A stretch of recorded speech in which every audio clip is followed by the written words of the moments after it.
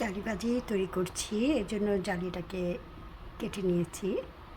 আর আমার সাথে লাগছে ধনেপাতা, পেঁয়াজ কুচি, শুকনো মরিচ, কাঁচামরিচ আর ডিম। দিয়ে দিয়েছি শুকনো মরিচ, এখন অ্যাড করছি কাঁচামরিচ, পেঁয়াজ,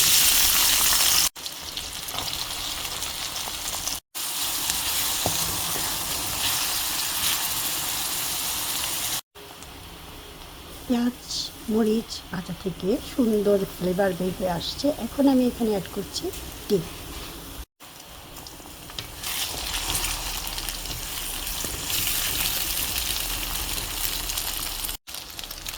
এখন অ্যাড করব জালিগুলো। এখন অ্যাড করছি আন্দাজ মতো লবণ আর খুবই সামান্য হলুদ।